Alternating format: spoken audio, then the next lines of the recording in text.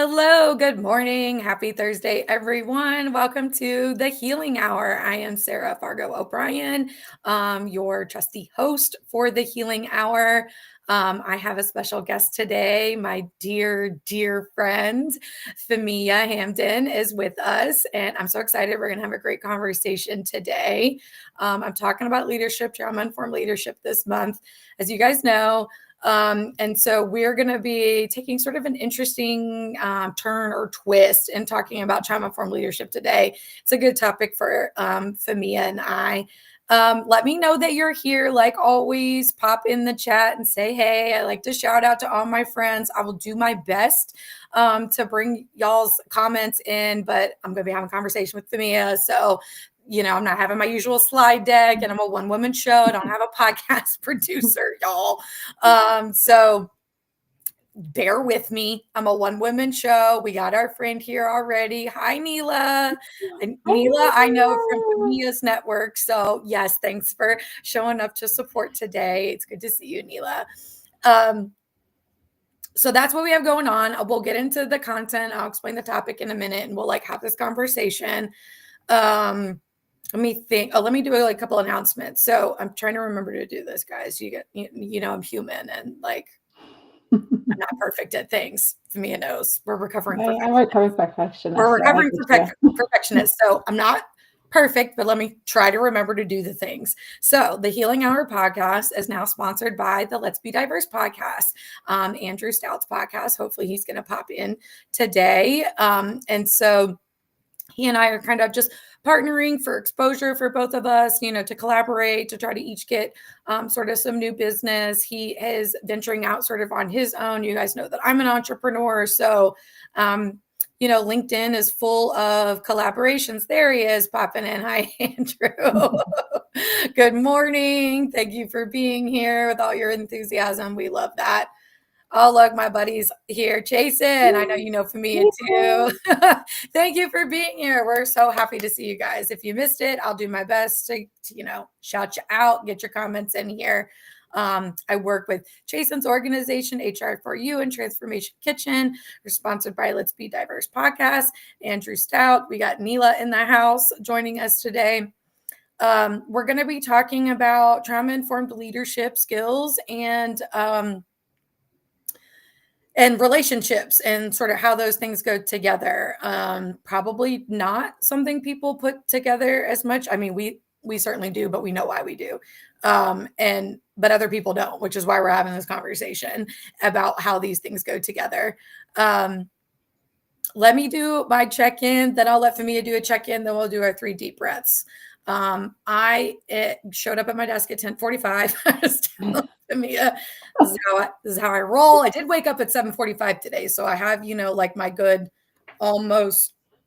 Look, I have a good 3 hours where I'm awake. I'm very awake today, guys. You probably have already noticed. I'm very awake today. I have a lot of energy. I slept 10 hours last night, which was awesome. Pretty darn good, Sarah. Right? That's more than me. I had time this morning to walk the dog and kind of get going. I got my coffee here. Hopefully Fihmiya has her coffee. We were just joking. Fasting. Right. We were just joking that dry shampoo and coffee get us through the day. So shout out to anybody who is using dry shampoo and coffee as your accelerators for today. We totally understand. Okay, my check-in is that, right? Okay, I slept a lot. I have a lot of energy. You hear me talking at y'all fast. This is the only thing I had to get ready for today. So after this, I have some other behind the scenes stuff I get to do, some writing. I'm testing a social media platform for a friend. And hi, Lisa. Good to see you. Thank you for joining us. Where was I going with that? Yeah, so I get to do a lot of other good work today that I enjoy doing that's not meeting face-to-face with people, because for those of you who don't know, which probably is almost nobody in this network, but I'm a psychotherapist and I'm basically full-time practice, and I am back to back Monday, Tuesday, and Wednesday with client appointments. So I get to Thursday and it's it's like space opens up in my brain because all I do is go from session to session to session to session. So Thursday, I'm either showing up like excited to be doing something else in the week or like totally drained from the first 3 days. And that's what you guys usually see.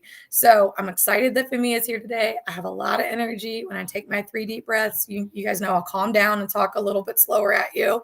But Fihmiya, how are you joining us today? What is true for you this morning? How are you showing up? Yeah, well, first I want to just thank you, Sarah, for having me. For all those that are here, thank you. I see some of my friends that are here, so I'm super excited. And we could talk about our background story of how we connected and how we got here later.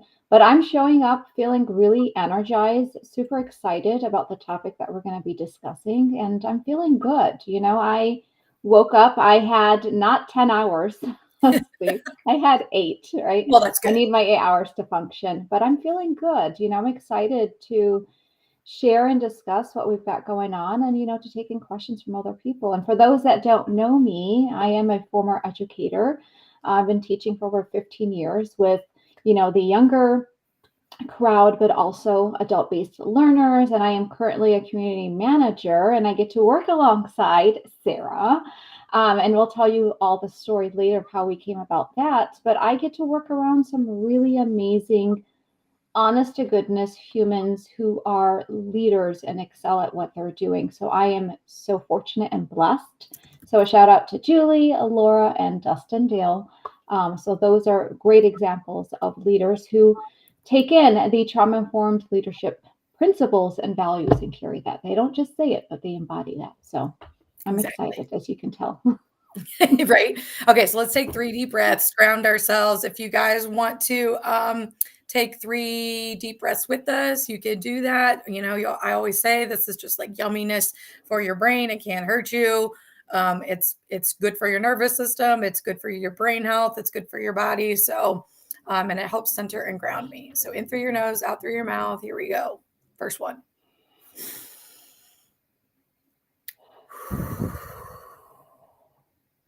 Number 2.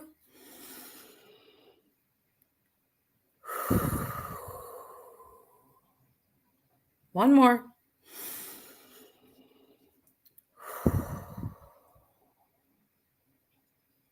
Kind of just calms my nervous system down. So I'm not like, chatty Cathy. I'm still probably going to be that, but Constance in the house. Hi, Dr. C. So glad to see you. Of course, Fihmiya is a good human. That's why she's in my circle. Okay, Fihmiya, you know what we're talking about today. Do we want to start with like a little bit of how we know each other and then our differences? I wasn't sure the order I wanted to kind of do this in. What makes the most sense as we kick things off? Oh, well, I like to keep things in flow and be very natural in conversation, right? Because I love conversations. I think starting with Sarah, how we met, because Okay. to me, you are a prime example of why I do the work that I do, but also of why our flow in our relationship has got us here, if that makes sense. So I don't know if you want me to start, you chime in. We could do that. You start, and then I'll chime in. All right. So for those of you who are not aware of how Sarah and I connected and met, I met Sarah through a previous space that I used to be a community manager for, and she is a member. And the way we've stayed connected in all transparency is because of the relationship that we built. My work as a community manager is to nurture and create relationships and to maintain them and offer a very open and very interactive user experience to make sure that individuals like Sarah feel like they can come in, they can feel at ease, they can feel comfortable, they feel like they have a space to connect, to belong, all of that good stuff, right? But I also knew, right, in order to get Sarah to trust me, to get to know me, I had to talk to her as though she's an actual person, right? Have a real to real conversation and not force her to engage in a community because she needed to see if it was something she wanted to be a part of. So I made her feel like she had a sense of belonging and contribute. But all that to say, because I nurtured that, I checked in with her, supported her as I would any other member. And again, I am a former educator, so it is in my blood, in my DNA to create and establish relationships. And Sarah Yes. knows this. And because I did that, Sarah and I naturally just became friends offline. Yeah. And because of that, I introduced her to other friends like Julie Johnson, people in Integrate, and those connections kind of flourished Yeah, into they her all naturally becoming an blossomed. active Yeah. member in Integrate. And now we work together. So go figure, all because of the connection and the constant and consistent Mm-hmm. reliable actions that I took, but also Sarah was willing to invest in that as well. So it was a two investment, and that relationship has literally flourished, and we've become really good friends. So love Yeah. you, Sarah. Yeah, that's great. And one of the things that I remember, like from us being a part of that community, is Yeah. one thing that Fihmiya would do as community manager is just like set up basically like group coffee chats, we could call them. Like we would just, I think it was The once a monthly meetups. it was Yeah, it like was the once a monthly month. Yep. meetup. Yeah, it was like once a month. It was like whoever was available from that community could get on Zoom and we could just like chit chat. We could talk about things going on. This was a community full of therapists. And so there was a, resource sharing or people looking for jobs or looking for other things. And so we could talk about that in the space. And it was really, just open and like inviting. And for me, has such a warm presence. And I am a person with a lot of trauma. Anybody that has heard, watched, read anything that I have done probably knows that about me. And so relationships are really difficult for me, actually. I don't trust a lot. I have a lot of fear that comes out for me. Like the mistrust and the trauma responses and the fear come out as like rage, anger. It is not inviting behavior or energy that I am bringing when I am in that space. And relationships put me really on edge. And if I'm like on edge with that, Mhm. the anger comes out and it's like, well, I'm not going to like develop any relationships like that. And so it, it's, um, it's tenable for me, treacherous almost at times to tread relationships, especially Mhm. new relationships. I've been burned a lot. I keep getting burned somehow or another, but I know I'm not the only one. But Yeah. there are users and abusers all over the place, right? Like everywhere. And knowing how to spot those things, knowing how to protect yourself, knowing how to engage in relationships in a healthy way, and a lot of what I learned in trauma informed skills and trauma informed leadership skills has actually protected me from getting re traumatized and developing new Mhm. relationships. And this is something I wrote a small article about for the Integrate Network Substack. About my experience there. And as I'm moving into more entrepreneurial things and expanding my business outside of psychotherapy, which means a lot more of these collaborations and connections, like with Fihmiya and with Integrate and with Andrew, with a bunch of with Chasen, with all these people I'm working with, it's been really helpful to not get re-traumatized in these collaborations and business relationships, not to get taken advantage of, not to get used. And even though that has so happened to some degree, this having these skills and then also having a community that supports and honors and amplifies these skills, gives me a safe place, feel safe for me to say, hey, this is going on. They help me set boundaries or, hey, like this happened and I feel like shit about it, like then they're Mhm. also there for support. Hi, Carolyn. I'm glad to see you. Thank you for popping in. So, so then we didn't develop like this relationship, which is great. Now we get to work together and collaborate on projects, and it's pretty Mhm. cool. So one of the things I wanted to talk about, something like, y'all, probably by all intents and purposes, for me and I should not be friends. There's a lot of overlap, like relationally and other things, but like on paper, We're so no one different. would probably think that we would be friends. And this is why we're talking about this. And Yeah. this is why trauma informed principles and practices are important, because these differences do not divide us at all. Like Mhm. that's part of me, some are part of me, but they do not negatively or positively impact our relationship. Our relationship is built sort of off of these other principles of like consistency, empathy, understanding, openness, vulnerability, being able to be ourselves, no judgment, curiosity, learning about one another. effective communication, non-harmful, non-violent types of communication, and getting to know one another, or even like clarifying things. So let's talk a little bit about that first, since we're talking about how we like met and how this relationship started. Let's talk about some of those differences. I'm gonna let you go first with those couple of things that I sent you in the chat. If you want to add some other things, great. This is just sort of the flow, but some of those things that I put in that chat for us are like, again, on paper, people would be like, how the hell are these people friends? Are you talking about as far as like differences, like culturally, Yes. religion, all that stuff? Oh, okay, Yes. good. Okay.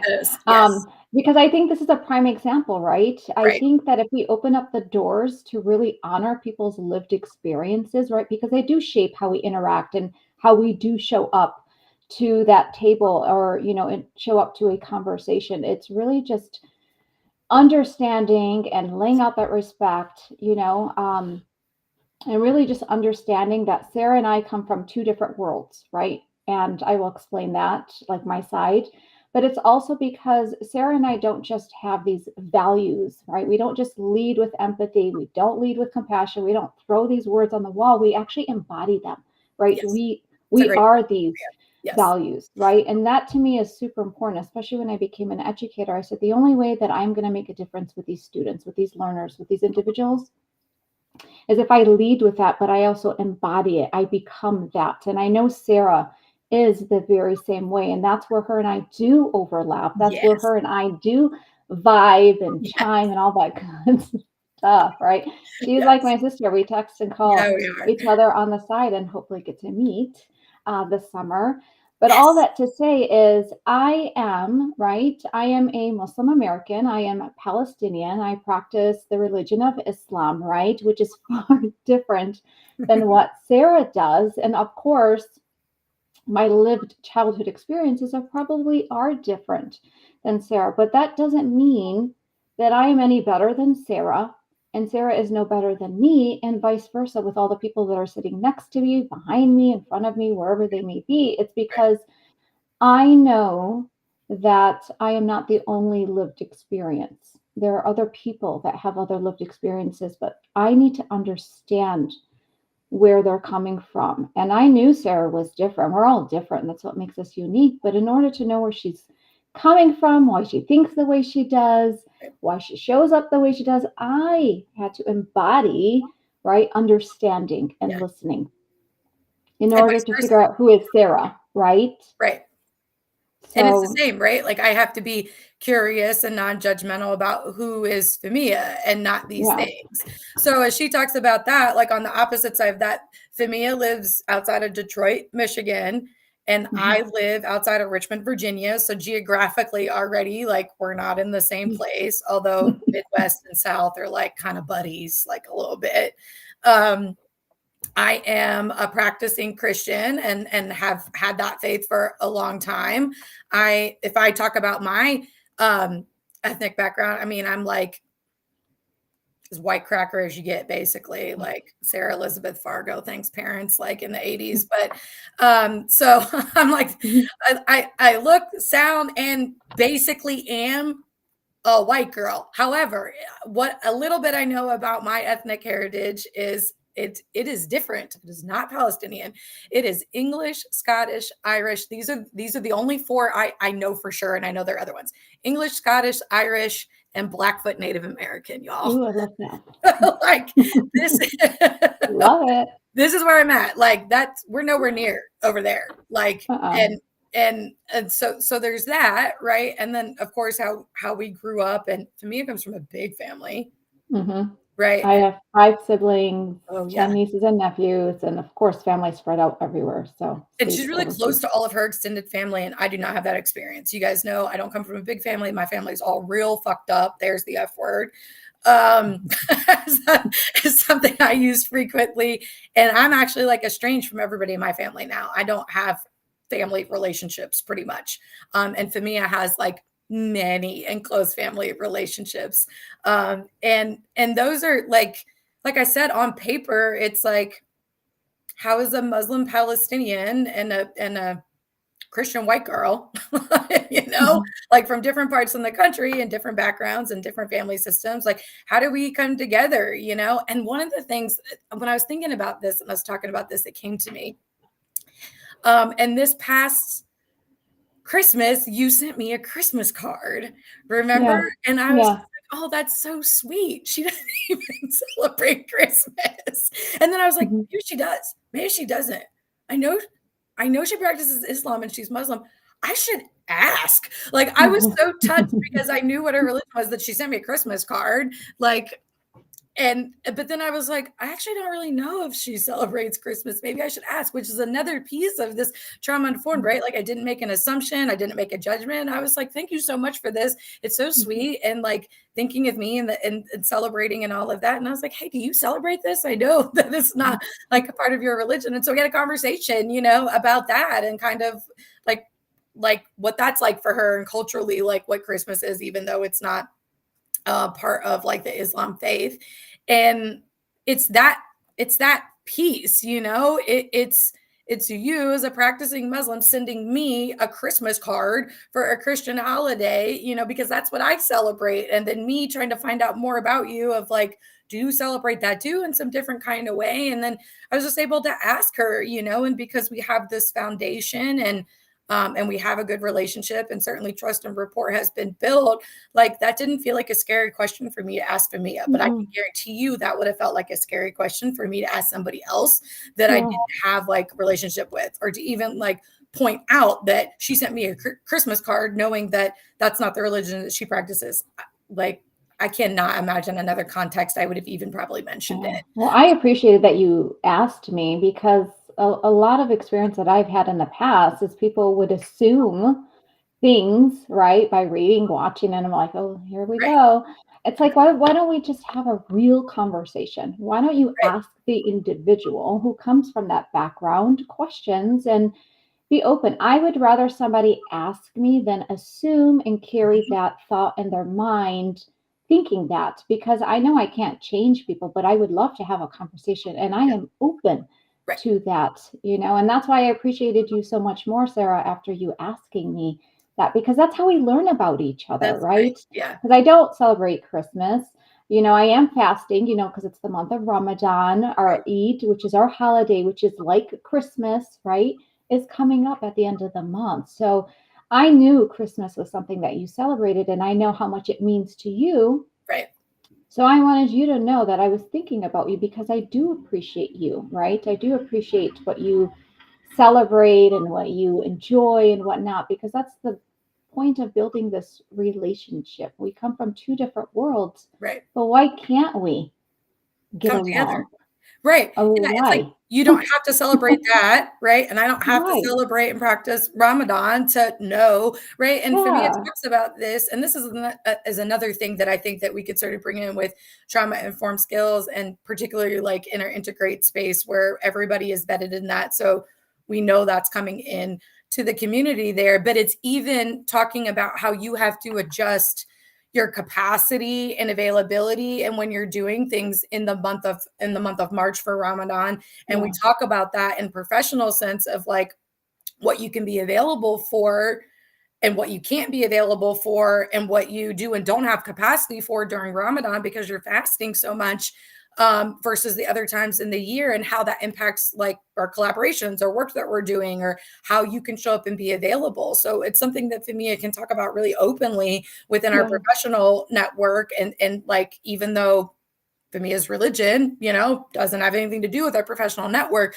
but it does impact Fahmia and how she can show up in capacity when she is practicing the fasting during Ramadan. And we all know that in the community, whether or not we practice Ramadan or not. And we also Yeah. respect that Fahmia doesn't have as much capacity this month for many things outside of, you know, she's very strategic about it because of her limited capacity because of fasting, and there's no judgment for that. It's like, well, why can't you do more? I mean, think about think about workplaces that you've had that did not give a shit, Oh, they didn't care. I right? And mean, it like, was like begging to leave. And I'm like, but this is what I do. Don't you have your Christmas holidays off? Don't you have that time off? I right, mean, why am I not able to have that? I am human like anyone else. So, Yeah, and crazy. that's why I appreciate Integrate, so much, and having you there, Sarah, because to me, when I'm in a space, I'm very observant and I'm very intuitive because I always try to put, and I won't say put myself in somebody's shoes because physically we cannot do that. We Right, can't. That line always gets me for some odd reason because I can't put myself in your shoes, Sarah, because I've right, never lived your experience. I can have shared similar right. experiences, but I You can cannot say like I've been put with your you. shoes next to my shoes. Yes. And I Yes. can listen and get to know, but I Right. cannot physically put myself in your shoes because I will never know what it's like to actually be in your shoes, Exactly. right? I can understand and listen. But all that to say is like, I feel comfortable. I feel at ease when I can come in into the group and tell my team, like, hey, Ramadan is here. My capacity is quite limited, especially Yes. mentally, Right. of how much I can hold. So just wanted you guys to be aware. And again, this goes back to trauma informed leadership skills. It's the transparency piece. They are aware. I'm not keeping them in the dark. I'm not hiding it. And Yes. of course, I'm not embarrassed nor ashamed of who Exactly. I am. This is me. And Yep. I am so blessed and very grateful to be in that space because I never have to second guess being something I'm not. And you know this, Sarah. I know you can say the same, but yeah, they know. I actually have to tell them, like, guys, it's Ramadan. I'm fasting. I'm limited in certain areas. So I'm very strategic about like blocking times Yep. of taking that 5-minute break, come back, I 30 love that. minutes. I have So to in keep myself also sane. in the midst of Fihmiya practicing her own faith and the fasting for Ramadan, she's also talking about personal boundaries that she sets, which is part of like self leadership with trauma Yeah. informed skills. And then she communicates those boundaries to us. Like we were trying to schedule another podcast doing with Julie and timing, and you guys know like Monday, Tuesday, and Wednesdays are kind of crazy for me. And so it's either like, and we already said that morning is like hard for me. So it's either like before my clients at 10:30 or after. And we were trying to come up with a time. And for me, it was like afternoon is not good for me because of fasting. So it's like, okay, we can't do that day. And mornings are not good for me to try to do this at like 9:30 before I start on a 6 client back-to-back day. And so it's like we just had to scrap it and we have to go to like a new week. I think we ended up having to go to a new month because Yeah. it's just not aligning because Fihmiya has her boundaries. Julie has her boundaries and stuff she has going on. And I have my boundaries, and I can't just like none of us can show up well to do that collaborative work if we're not in a good space to do so. And everybody has different reasons to set their own personal boundaries around like when we can do that and show up best. And there's never anybody saying, and it's so much different where we're in this like entrepreneurial space where we collaborate versus like when you work for somebody, and we both have worked for people before and we could talk a little bit about the differences Mhm. there. So it's not like we work for Julie or for Integrate, like we all collaborate together. So that's like a Mhm. little bit of a different piece like in the context of work.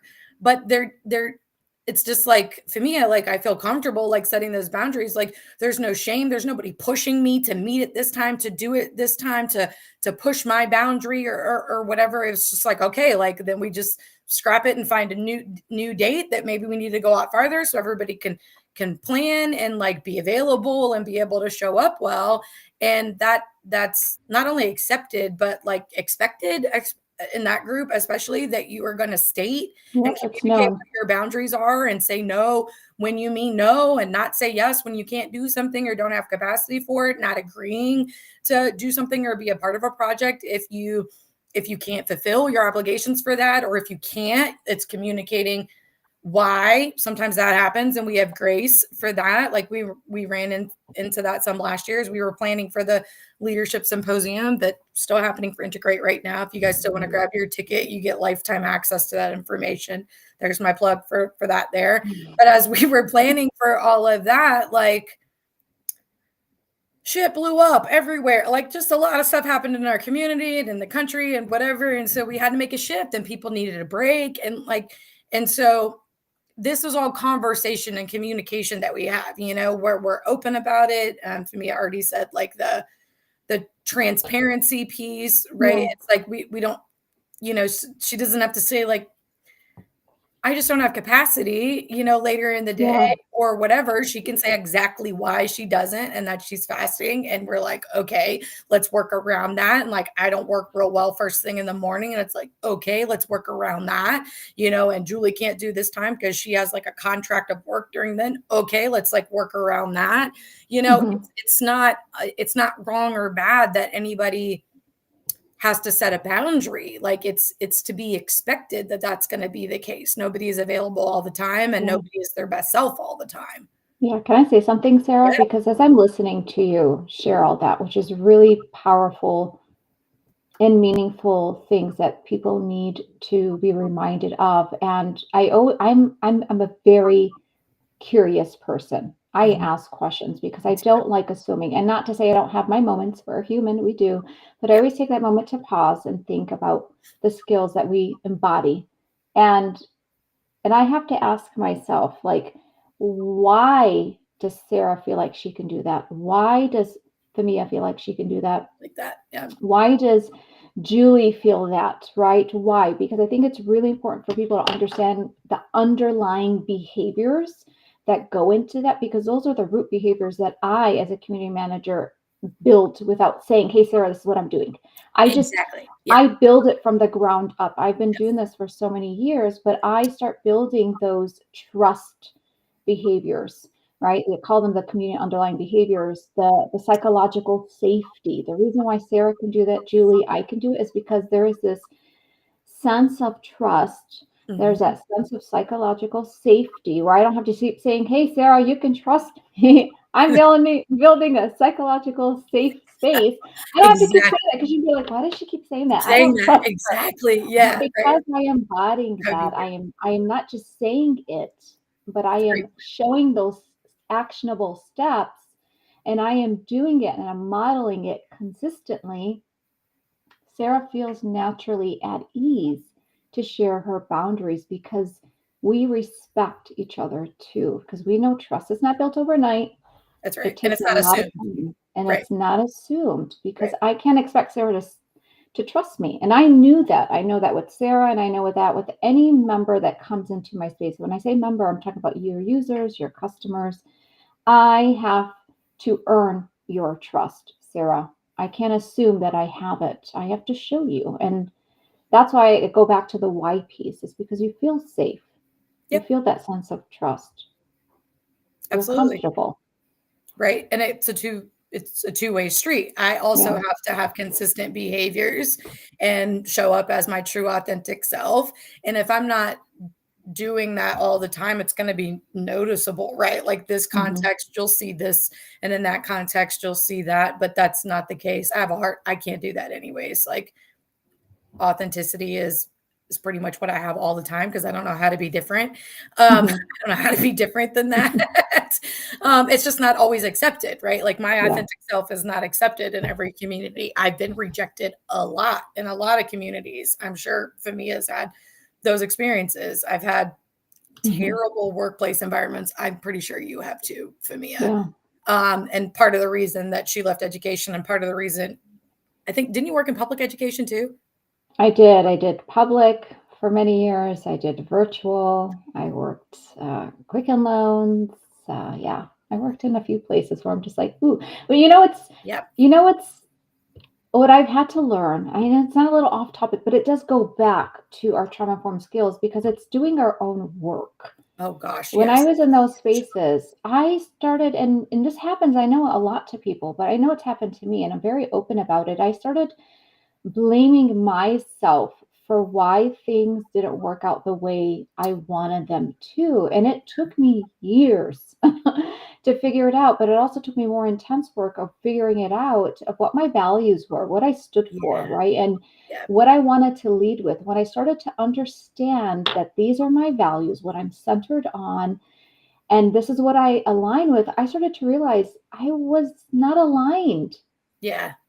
with those companies because I was trying to be something that I was not to fit this persona, this Mhm. Or what model they of expected, what right? they expected. And I Yeah. was just like, wait a second. I'm not living up to my values here. I'm not living up to who Famia is supposed to be because I'm too busy trying to be something that I'm not to fit them. And That that was a big wake up call. I was like, oh and no. that incongruence is felt Mm-mm. in the nervous system, is it Yes. not? Like, you The feel it in your resentment. Oh, the I talk guilt. about that a lot as a psychotherapist with my clients too. It's like, Yeah. if you are doing things that's incongruent with your value system or, Yep. your beliefs and all of that, like, you're gonna feel it. It's gonna feel like tension, it's gonna Yep. you're gonna feel the Misalignment. like, ugh, and it's really hard to keep up with, right? Like, Yeah. I've been in those spaces too and trying to meet those expectations as authentic as I am. I also care a lot about other people, and it's been illuminating to me and really hard to admit for me personally. The independent, rageful, angry person to admit Hmm. I have people pleasing tendencies, which means I'm not being true to myself. I'm trying to do something to either like ease somebody else's emotion or make them happy or like Hmm. make it easier for me because then they're not upset with me or whatever and all of that. And that also doesn't feel good. So that incongruence in me builds up as like resentment, and Yep. resentment in relationships is like a killer. Hmm. Like it's like it'll just destroy it, and I have anger, like a whole lot of it. And so when that resentment is there, it's like I'm not a fun person to be around. It's like Yeah, all you I don't feel good. You kind of feel disconnected from No, and yourself. it's because it's, like, incongruent, and I feel that tension, and now I'm resentful. It's just like this bomb, like, ready to go off, and, like, number 1, that's not my best self. Number 2, that's not how I wanna show up, but it was so much of how I was showing up in so many Yeah. places, like, trying to meet these expectations everywhere. I mean, I could go on all day, at work, with my family, whatever, and then just, like, basically bursting at the seams, not able to do it anymore because it doesn't align. My nervous system literally can't handle it. Like, we can't pretend anymore. We can't behave that way anymore. It doesn't work. And Yeah. so then, because my like default is anger, it's like when I feel that resentment and stuff, it just comes out like that. And well, that's bad for relationships, number one. Hmm. And it's not good for me and my nervous system, number two. So it's basically like just allowing like all that activation to just explode in me and dysregulate me and like mess up my not only like my emotional and mental state but like my body, my physiological state. And I've had a lot of problems and issues and health issues and weird stuff like as a result of me not paying attention to that Hmm. misalignment, not paying attention to where like, ooh, that actually activates me. And I'm just trying to shove that down and like Yeah. show up the way I'm supposed to show up. And I did that for almost 40 years of my life to realize it's killing me. My Yeah. my relationships don't feel good and safe because they don't feel genuine. I don't feel accepted by people. Part of that is because I'm trying to do what they want and they still don't accept me. And then that doesn't feel good for me because I'm not being myself and I'm not accepted. It's like a double whammy there. So it's Yeah. like not only am I not being accepted when I'm trying to do everything that they want me to do, and I'm not, it's also me not being myself and not being accepted. Like, and Yeah. it's just like it goes around and around and around. And so a lot of the trauma informed principles, and I love that you brought that up, is like doing your own work. Like you have to Yeah. get to a place that you are, yes, behaving and embodying in a way that's in alignment of these things. Like you can't just say you're about psychological safety and trust if like you don't You're not doing it. if you don't do anything that like Yeah. breeds that in the space around other people or in your work with other people, right? Like, Oh, I can say a lot about that. oh, right. Yeah. I mean, and how many spaces, and one of the spaces this was like really true for me was when I worked in public mental health, which is why I was asking Yeah. you public education. Public things are a bad system, right? Like it's a bad system where they don't care. Honestly, they don't care about you, the teacher, me, the social worker, right? The boots on the ground doing the work because the system is so effed, and you're trying to like work within that system. And I felt like that at past jobs that I had, specifically where safety and ethical concerns were not congruent with Yep. me, that I'm being forced to like engage in, because this is an agency thing. This is where you get a toxic workplace environment and we're like causing harm all over the place, which Yep. is the purpose of trauma-informed leadership, not causing harm all over the place, at least reducing it as much as possible. And some of that is like honoring and valuing the person as they are, right? So for you, and so if they didn't want just like, just like with students and just like they want with like patients and clients, honestly, in public mental health, it's like everything needs to like fit these neat boxes and these Cookie cutter, perfect, who will basically burn themselves out. trying to do that, right? Instead of looking at Fihmiya as an individual, she's a teacher that practices Islam that needs, I don't know, some sort of different accommodation in the month of March when she's teaching, etc. Right? It's like that doesn't exist, nor does it exist that she has the ability to set personal boundaries in that kind of workspace. It's like they don't let you.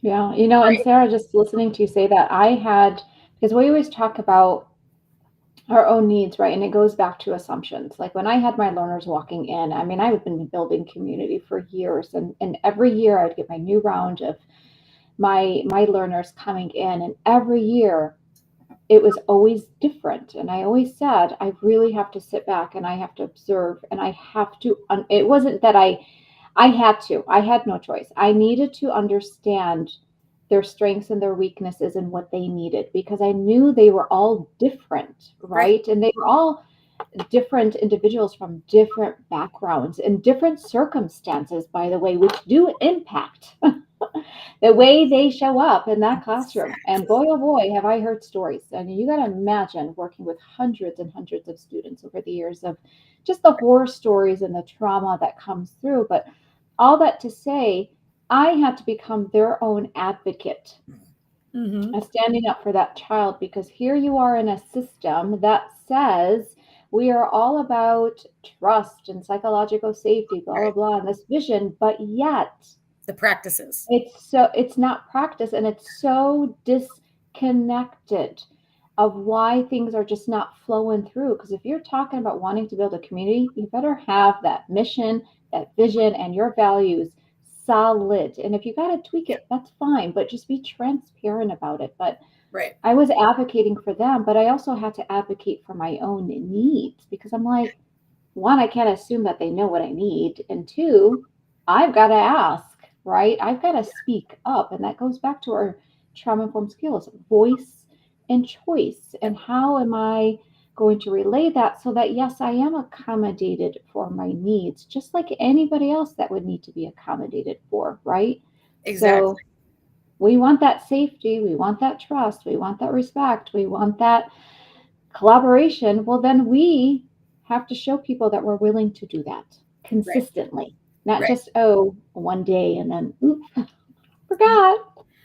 Exactly. Right. So, and I think that you could probably say, just like I could say, there was no value for my humanity at places I worked before that. No. I was literally like the role rather than a person. It was like, you're the clinical social worker. Like, it doesn't matter that I'm like Sarah Fargo, right? Like, and like what that means, like Sarah Fargo as the outpatient clinician or whatever, and Fihmiya Hamden as the educator. It's like, you're just an educator and you're just a social worker, right? Like, and it's like, that's where we get into trouble. And this is where it's a problem in leadership and in workplaces is, and the way that they expect it to be in education, right? That you treat all 30 kids the same. It's like, well, y'all been fighting forever and saying like, that's not how this works. They're not all the same.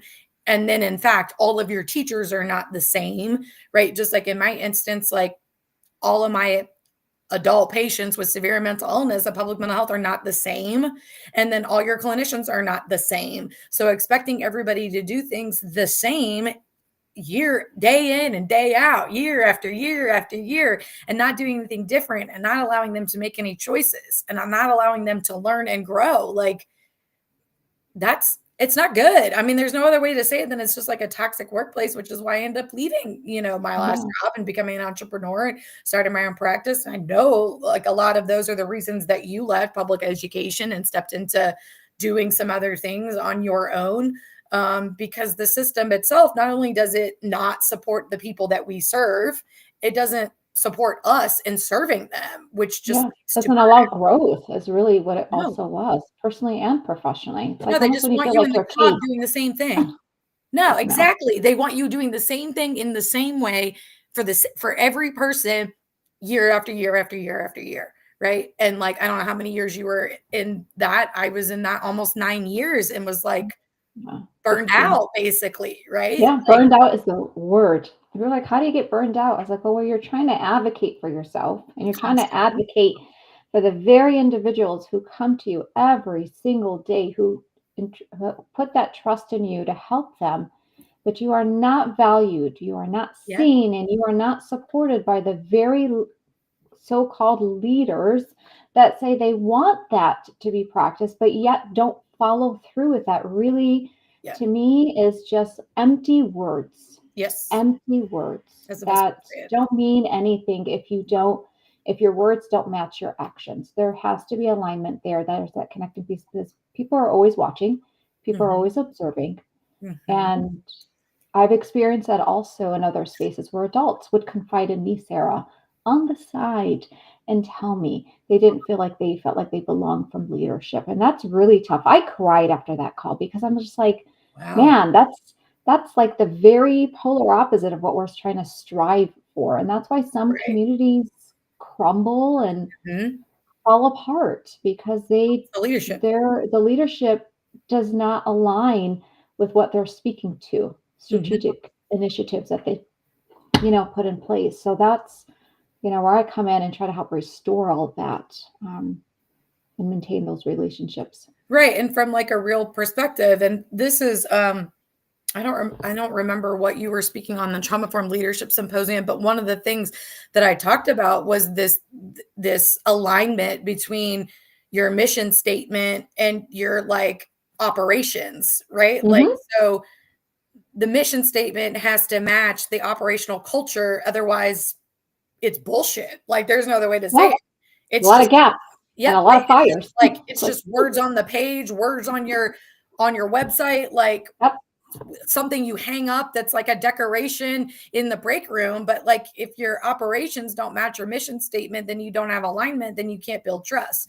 This is one of the things that creates conflict. yeah. And what helps you lose your customers, because they're just like, wait a Exactly. second, what happened here? This is not what I signed up for and not what I was told, because you're doing this instead of that. And here's the thing, Sarah, I want It's to tell crazy. those that are It listening, happens and then so it comes later. frequently.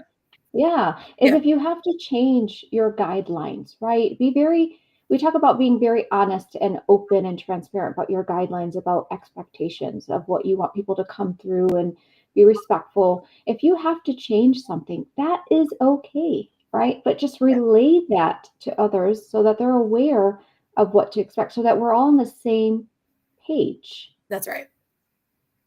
And that is communication.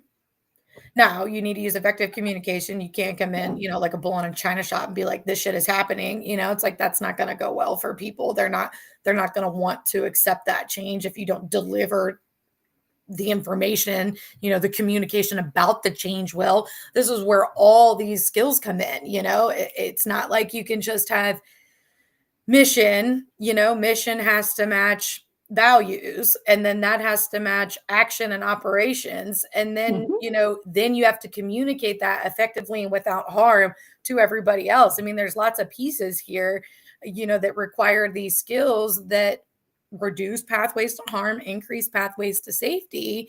And when people feel safe, and I talked about some of this last week for anybody that Hmm. was at my show, where I was talking about brain health. And so I was talking about self-care from an aspect of like, how do we take care of ourselves to take care of our brains, and why taking care of our brains is good for trauma informed leadership, because these things happen, right? Hmm. One of those things is if we don't have safety, then we can't get into creativity. Sometimes it's Yeah. difficult to get into critical thinking. It's certainly difficult to communicate effectively if we don't feel safe. There's so much about work, business, relationships, like that can just break down, and will 100% will, and we've all seen it probably more times than we can count, if those things like do not line up. Like we're talking about, No. like if we don't have this alignment, then this is what's going to happen, like it requires a set of skills. You can't just have a great mission and values and then not roll it out in action, or you can't just have a great mission and values that you do roll out in action, but you don't communicate well to the other people, right? Like all of these go together, and any missing piece can really cause a breakdown in relationships and trust. And when you have that, you just don't have people producing well, working well, effective, like they're distracted, they're overwhelmed, they're in their nervous system. If they're activated there, they're worried, they're in fear, or they're trying to please. Like none of this is good for business. No, it's not. And and that it's reminds me, Sarah. how it happens. Yeah, and it reminds me of a very open and honest conversation I had once with a founder, and they couldn't figure out why they were not getting engagement in their community. And here's the thing, there's a lot of factors that come into play Yes. with building a community. It's not built overnight. Anyone that tells you that is, nope. If Nope. you want an honest, connected, trusted, respectful community, it's going to take you a long minute to get there. It's like any other relationship. You are building relationships with so many people. It could take And years. it could take years because, again, some people have different ways of showing up in a way that's comfortable to them, not to you. Yeah. I might be the extrovert, but Mary might be an introvert, and I have to understand she's not going to be as interactive or engaged like you and I, Sarah. So it's like I got to pull back a tad bit. And they couldn't understand why they were not getting an engagement, but I already knew like a piece of why, because I was observing and I was having conversations. I was talking to people. Yes. And they had said, why? I was like, because you're trying to make them do things that they're not comfortable with. Yeah. And in order for people to be engaged in a community, I said, you need to talk to them. It was as simple as that. I'm like, talk to them, have a conversation with them. And then came back and said, why are you so gung-ho about building relationships? And I said, well, why not? That's what I'm supposed to do. That's how you retain That's how you retain users, your customers, users, right? To workers. build your product, to build your business, Yes. to get your revenue, because you need to check in on the people, the very people that come in that dedicate time, space, and energy to use your product. So yes, I am going to ensure that I'm checking in with them, and I'm going to appreciate them, and I'm going to thank them, and I'm going to ask them what it is that they like, don't like, and what they need, and how we can improve. Why? Because we are nothing without our community members. Right. Your business will fall apart if you do not have somebody there to check in on the very people that come in. Otherwise, I'd be like, well, you don't value me. Yeah. You don't appreciate me. So you want something from me. exactly. Thank right? you. It's more it's not really transactional and not relational. Yes. And I'm just like, come on, guys, common sense. Right. And it's like that might work like for a minute, but once or twice. Yeah. But like that's gonna feel real gross to people. Like you're gonna feel used for what you can produce, provide, give, and not valued as a person in general, but as a person that just contributes, like valued as a person that contributes. You were looked at as like a thing that gives something. Yep. That takes out the humanity of it. And this is where I come from. Fihmiya probably agrees, but I'll let you chime in.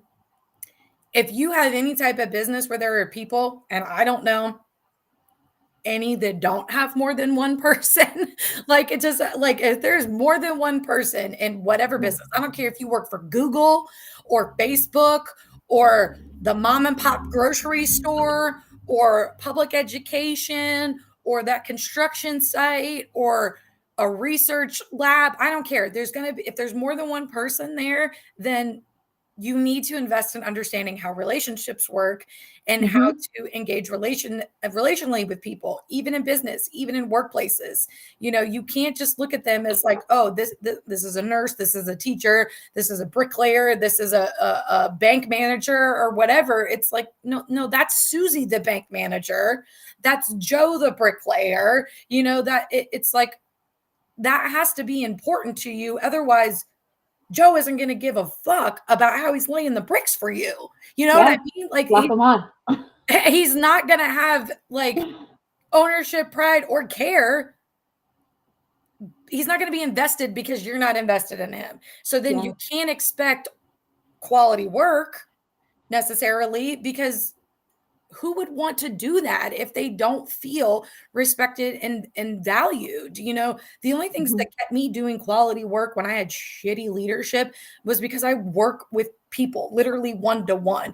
And so like if I don't value them, then I can't do good work as a therapist. That's like a whole other thing. Like Mhm. it's embedded in what I do, you know, but it doesn't.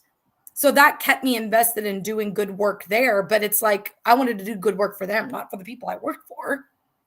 You Yeah. know, like it wasn't helping me get more money. It wasn't, I had shitty leadership with no support, toxic stuff, coercive stuff. I mean, I look back on it now and I'm like, I can't believe they tried to sell that as normal. And that I Mhm. believed it was normal because it was like that everywhere. I mean, it's like this in so many places. And I have some content coming out next week and the week after and some things I've been doing. I found a real interesting very comprehensive study and survey done in 2023 on workers, and the results are like real interesting to me, Mhm. in toxic workplaces and poor leadership and how people feel. Bottom line is over 50% of the workforce in whatever industry does not feel good about their employer or their workplace. Jeez. That's a big number. We're talking about like at least 60%, That's and high. that's I mean, sad, come on. That's right? Like, very sad. so It that's really over is. 50%, like almost 60% of the entire workforce in the US is dissatisfied at their workplace. They are not dissatisfied because of the work they do, although that could be part of it, but the work they do is dictated by leadership. And I don't know very many places in the workforce that don't have a hierarchical structure of leadership. And I get it. Some places need that, but almost by default, a hierarchical Mhm. structure is toxic to some degree because people don't Yeah. have voice and choice. You don't check in with them about their views or their experiences. Like we were talking about before, like if you have to make changes to things, are you communicating that and then getting their feedback? That's You it. might have to make the change anyways, but how are we communicating that? And then how are we listening to everybody's response to that? Even if you end up having to make the change, you can still respect and value and validate, you know, the people that are affected by that change, even if you have to do it anyways, right? Like there's a way to be relational that eases the blow of change and transition that maybe people are not going to like or going to change things for them, if we actually care about how that impacts them. So that Mhm. change is going to impact people, and you might not have any choice as an employer, but the way you deliver that change can soften the impact if it's going to be difficult to make that change. And I just see leadership everywhere just like not giving a shit. I don't know another way to say it. It's They don't care. I mean, and you said the key word, Sarah. You said how. It's how they deliver it. And we're not talking about something yes, fancy. It's just simple. Like, hey, this is what we've got going on. Changes are coming. Give them a heads up so that they are aware and they're not, and you are not surprised by the way they react, right? exactly. Don't Right. be surprised, but tell them how it's going to happen and whatnot because you're asking for many fires to start happening. And then you have to Which, be open to like yeah, hearing their reaction. Like asking human beings to not have reactions to things is unfair. Like we're yeah. not robots. Like, You, why are you mad? Why are you sad? Why are you upset? I mean, it's because I'm human. I have that's feelings and right. I have emotions, and that's something we all need to keep considering is that we're human at the end of the day, not Yes. just Sarah, right? The social worker, the therapist, or Fihmiya, the community manager. We have lives outside of our work that do impact how we show up, and we can't Right. just tell people shut the door on your personal life when you're working. Like, what if I'm having a really crappy morning and I just the way I show up might be slightly different, but if somebody was to come up to me and just say, "Hey, are you okay? Is Are there you something that you okay? need?" That will actually lift that off of me a tad bit and make me feel like, okay, good. Somebody here actually kind of cares. And I'll Right. never forget that conversation I had with you. And not to go in depth because we're on a live. But I'll never forget the call that we had, Sarah, way back when, one of the first calls, and you had said to me something around, and quote me if I'm wrong, something around, I don't know why you would be friends with someone like me, but I really appreciate the fact that you would listen to me. Not many people do that. I actually cried after that call because I'm in my head, I was just I like, well, probably cried why? too that somebody was listening. Yeah. But I'm like, well, why wouldn't I do that? Like, I'm talking to myself, I'm like, why wouldn't I do that for Sarah? Because that's what I would want somebody to do for me. Yeah. But everybody deserves to be listened to be heard, and to be acknowledged. I mean, think of the massive productivity, the massive like improvement we can make if we just took those 5 minutes, that minute just to touch base with someone, your member. Hey, just thinking of you, hope everything's okay. I'm here if you Right. need something. That's it. And then you actually have So to be there. Right? Like, you have to yeah, say that and then actually be there, and I think this is the piece that yeah, people miss, right? Like, you can be well-intentioned and genuine when you say things, but again, if you don't back this up with behavior and consistent behavior, it falls flat, and then trust is questioned. Whether or not it's, like, eroded, it's definitely questioned. yeah, If we're questioning trust, then it just goes back to the whole thing. It's like, we can't be safe, we can't show up authentically, and we can't show up as our best selves producing the best work, like whatever that might be. And like, we're not going to do that every day anyways, so there has to be acceptance that we're not going to be our best selves every day, but that yeah, doesn't diminish the value of a human being. It doesn't diminish the value of the work that they bring when they are in their best space, even though it ebbs and flows, because as humans we ebb and flow in our capacity and ability and capability, right? Like, if just like you're saying, like, capacity is brain capacity is lower when you're fasting. Well, that's true for me hmm, if I don't get enough sleep. yeah, And it's like, sometimes I can't control that. But if I like didn't get any sleep and I have to show up at work the next day, and it might not be my best day, but instead of getting reprimanded or yelled at or judged or ostracized or demoted or whatever, it's like, does anybody care that, like, I didn't sleep any last night? And I'm a no, social worker, y'all. Like, I work in mental health, and I worked at a place where I was doing crisis intervention, like TDO assessments in the middle of the night. Like, me not being at my best is a safety concern for the entire community. And my yeah, employer didn't give a shit if I was like in a good place to do that work at all. And it's like, that's serious, like, potentially life-threatening work, or life-saving work, that hmm, they just did not care about how the person doing that work is showing up, if they're resourced, if I had capacity, if I had support. Like, none of that, none was there. And it's like, that's wild to me, partly because what I do is really serious, especially when we're talking about TDO assessments. I mean, these are people that can't be safe in the community. They're either harm to themselves or they're harm to other people, which requires me to come in, assess, and get them care that they need, which could be inpatient hospitalization against their will. And it's like, do you want me to know how to do that well? My last agency didn't even train me in how to do that. mm, Yes, I'm a licensed provider. Yes, I had years of experience. I did not have years of experience doing crisis work, and they just literally throw everybody in it, and no, support was minimal, if any at all. Training was zero. And it was a terrible situation. And I also worked at a place where if, like, I didn't do that well and something went wrong, I watched my agency throw people under the bus, oh wow, like, and not support people. And it's like, I can't even tell y'all. And I made no money. that's toxic. So toxic. And I made no money. 9 years of experience, master's degree, license in my field, less than $50,000 a year to deal with bullshit like that.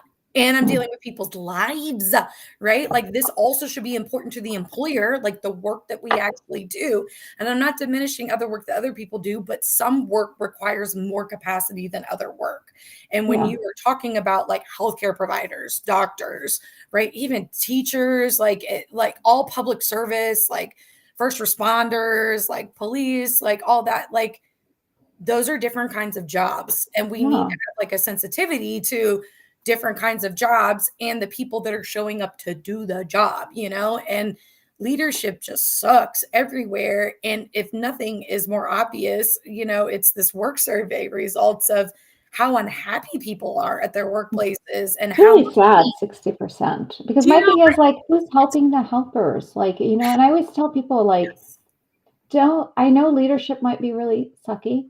But if you can try to take a small step and make a change, at least start with yourself first, do something because exactly. then it becomes like a ripple effect, for one person. And I would always model that consistently. For example, in my classroom, I would encourage that behavior, but I modeled it consistently. I mean, I can tell you, God bless you. Teachers will always have a place in my heart because the amount of effort and patience and energy it takes, right, to do all that, but yet they're not that appreciated. I Mhm. mean, it's a lot, but you just have to be very consistent with what you're saying and doing, but modeling that. And then slowly you're going to get individuals that start doing the same and become role models for their peers.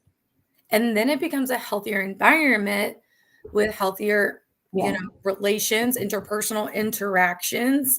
And I like what you're saying here, right? Because we're talking a lot about like systems we can't change, right? Like I couldn't change that system. I left that system. Yeah. However, even if you are still within those systems, you can take ownership in how you show up. If you are a middle management leader and upper leadership is toxic, that doesn't mean you have to lead Be your toxic. team. It doesn't mean you have to lead your team that way, even though the whole environment is like that. This starts with you doing your own work. And if you're the only middle management leader doing it this way in the whole company or agency, it's like it's better than nobody doing it that way. It's going to have a huge impact on your team, even if it doesn't have a huge impact on the company or agency overall. And even if you can't get all of leadership to adjust their approach, like you can individually, which is going to increase safety, reduce harm, which is going to help for healing, repair, interpersonal relationship, which even if the whole rest of the agency isn't doing this, like your team's probably going to be doing well, producing well, and more consistently, right? Like negative reinforcement will get you burn hot and fast, but it's not going to get you, sustained, consistent effort. And really most businesses, like that's what you're gonna need to some degree. Like there has to be some sustainability there, and And people it's going can't to impact your well-being too. hard and That's something to fast. think about. Yeah, your well-being, your team's well-being, how it's Right. going to positively or negatively impact them, but also impact you. You. Yes. And you can always start with you in making the changes and doing your own work. Um, I think that's good. We'll wrap up there since we're a little bit Sure. over. Oh, But this was such a good conversation. And I love it that we're ending on do your own work because people are frustrated out there. For me, we know it. Like we're in a community where people are talking about it. All the attacks on DEI, all the changes that the federal government is making, all the stuff that is negatively impacting people.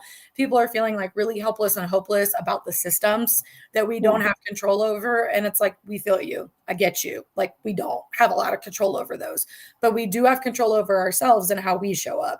Yeah. And leadership is not by title, it's by design, right? Or by behavior, really. But if Mm-hmm. you have a leadership title, you could definitely do this. But regardless of where you are in your workplace or wherever, like you can do your own work so that you can show up better and be the model for that and not perpetuate harm, even though it's coming from the system. Like you can find a way to not perpetuate that in your own behaviors and doing your own work. So that will leave me with like giving you guys a couple of more things here. So if you want to do your own work with me and you think it's psychotherapy, you have to live in Virginia and Maryland, but then I could be your psychotherapist. If you want to do your own work and learn trauma informed leadership skills, or and like personal growth, learn where your pitfalls are. You want to work on becoming a recovering perfectionist like Fihmiya and I, you can reach out to me for consulting or coaching services for one-to-one. I also have digital products available like the Trauma Informed Leader Learning Guide and my Compassionate Self Kits that help you do some of that self work, some of that own work. People don't always want to step into therapy right away. I get it. No, I don't get it. Let me just say that.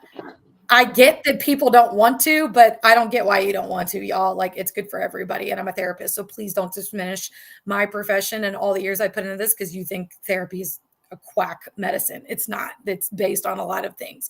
But I get it. If therapy is not your thing, then do some other self-work, get a packet, get a packet developed by a therapist, even if you don't want to talk to one, and try to go through some of that and self-reflect and figure out where your pitfalls are or your limiting beliefs or how you're showing up relationally. Even if you're not a leader, how you're showing up relationally does have an impact on the people around you. That's something we talk about a lot and integrate. We talk about the impact of these things. And that's what we look at. And that's kind of how it drives like the change in behavior, right? That we engage in and how we practice trauma-informed skills. It's like, what's the impact of using these? And then what's the impact of not using these and sort of seeing that. So there's a positive impact of using them. There's a negative impact of not using them. I could go on all day and give you tons of research and statistics, but I don't need to. You could just go pick up one of my packets and learn some stuff and apply some stuff to yourself. So that's what I have going on. I'm open for business. I'm open for clients. Come find me. Fihmiya, what do you have going on? I know you're looking for work. Throw it out there for people. If they want to find you, what can they hire you for? What can you do for them?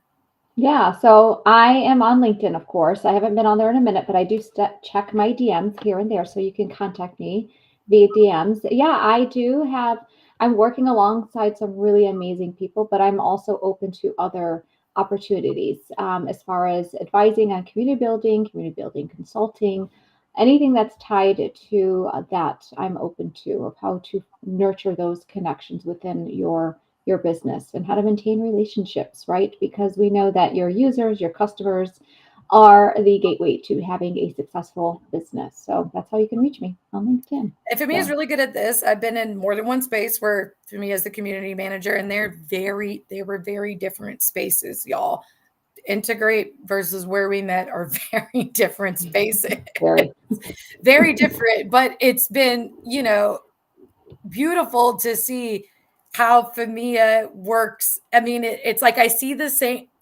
It's like I see the same things, even though the context isn't the same. But it's amazing how it still works in like bringing people together and developing community. And so, it could be anything, guys, right? Like you don't have to be in education or in mental health to have Fihmiya as your community manager. Like she can bring people together and like drive those relationships in really a very natural way. She's really good at it. And so if that is something that you're looking for your community, she is really good at it. And I just would be like, go speak to Sarah. I want to talk to me. Talk to Sarah first. I appreciate you, Sarah. I'll be your PR person. I love you, and for those, like, I just want to let everybody know, like, my part and, like, what I want to say lastly is, like, we all have a choice, right? We all have a choice in how we can show up. And we're human. I don't want to dismiss that. We have things going on in life, but we all have a choice in how we show up and approach situations. But go in with an open ear, an open heart of understanding. We're all different, we're all unique, but we all bring something very special to the table, and we all deserve that, and we all deserve a chance to be heard, right, and understood. So I think if we just come and lean in with that, we'll just see many beautiful conversations happening. So, and I appreciate you, Sarah. I could talk all day. I know. I know we've gone over time. We could talk. Thank you, and those that came and listened, and ones that will come later as well. Yeah, and you can go in and like chat with people like from the post, and we'll do that. And if I didn't give you a shout out, I'm sorry. We were having this conversation today, but I think if we walk away with something like uniqueness is good, right? Like we need to celebrate everybody's individuality, and it doesn't have to be barriers to relationships. Like we talked about some things on paper that would look, as if Fihmiya and I should be on like opposite sides of everything. However, like they don't dictate the uniqueness of us, and the differences don't dictate our ability to have a relationship. We don't have to be the exact same to have a really good, healthy relationship. That can be done despite differences. In fact, because of them, because no two people are the same, we need to celebrate that. Fihmiya being Fihmiya, Sarah being Sarah, and us being able to come together and have a relationship. And so I hope, if nothing else, like we have been able to model for you guys today that, difference isn't a divide, and it does not have to be. And that's also a choice.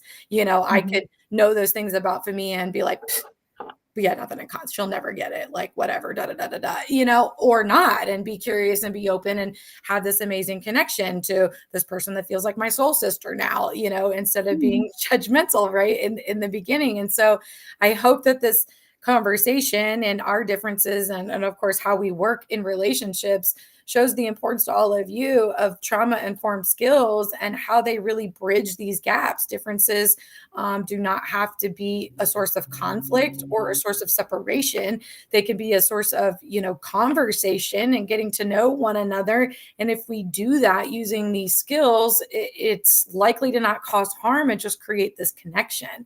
And we need that everywhere. Like people are siloed off and we're not connected, and there's a lot of fear and people self-protecting, and we're really better together. I think that too. I can do a lot of shit on my own, but I can do a lot more shit when there are people in my corner. And it gives me actually a lot more capacity to do shit. So we all need that connection. That's part of why even this topic in trauma-informed leadership is included in the healing hour, because these skills heal, and building connection and relationship heals a lot of stuff for people, not just past trauma, but a lot of stuff. And so if we can get to more of that, what do we say? Trauma-informed for the win, because like team trauma-informed. Be trauma-informed, because it's only going to bring connection and healing to people. And that's kind of what we're going for. So that's it for today. I'll catch you guys in the chat next week. Let me just give you this announcement. I'm going to be at 12 p.m. Eastern instead of 11 a.m. Eastern to accommodate my special guest, Julie Johnson.